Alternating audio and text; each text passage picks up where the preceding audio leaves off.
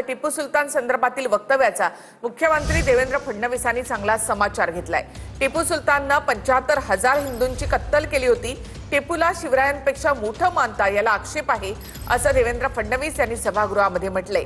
दरम्यान टिपू सुलतानला शिवरायांच्या समकक्ष पाहिलं पाहिजे असं वक्तव्य सपकाळांनी केलं होतं। टिपू सुलतानवरून काँग्रेस प्रदेशाध्यक्ष हर्षवर्धन सपकाळ यांनी केलेल्या वक्तव्यावर मुख्यमंत्री फडणवीसांनी निशाणा साधला। टिपू सुलतानला शिवरायांच्या समकक्ष घेतला पाहिजे असं सपकाळ म्हणाले होते। त्यावर टिपूनं 75,000 हिंदूंची कत्तल केली होती असं फडणवीसांनी म्हटलं। टिपू सुलतान हे एक शौर्य गाजवणारे एक योद्धे होऊन गेले, एक भारताचे भूमिपुत्र होऊन गेले। त्यांनी कधी कुठल्याही विखारी विचारांना त्यांनी जवळ केलं नाही। तर एक शौर्याचं लक्षण म्हणून टिपू सुलतानांना आपण शिवाजी महाराजांच्या समकक्ष बघितलं पाहिजे। टिपू सुलतान चांगले होते का वाईट होते याच्यावर आक्षेपच नाही, त्याच्यावर चर्चा कितीही करू। आक्षेप या गोष्टीला की ज्यावेळेस कोणी हे म्हणतं की टिपू सुलतान छत्रपती शिवरायां एवढे मोठे राजे होते, याला आक्षेप आहे। ज्यावेळी असं म्हटलं जातं की छत्रपती शिवरायां एवढाच गुणगान टिपू सुलतानचा केला पाहिजे, त्याला आक्षेप आहे।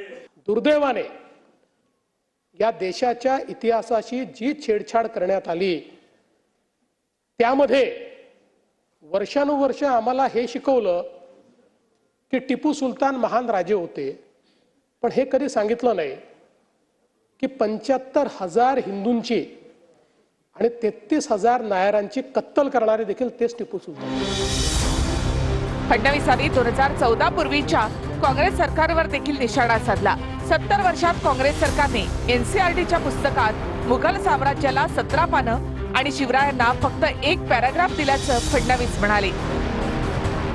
वर्षानुवर्ष या देशामध्ये सरकारने 70 वर्ष एनसीआरटीच्या पुस्तकामध्ये मोगली साम्राज्याला 17 पानं दिली आणि छत्रपती शिवरायांना 1 पॅराग्राफ दिला, 1 पॅराग्राफ। मोदी सरकारने या ठिकाणी छत्रपती शिवरायांच्या मराठ्यांच्या इतिहासाला एनसीआरटी मध्ये 20 पानं दिल्यात, 20।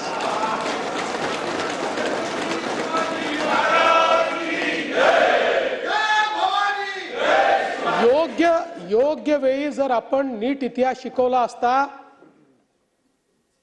तर या देशातल्या एकाही मुसलमानाने औरंगजेबाला आपला हिरो म्हटलं नसतं।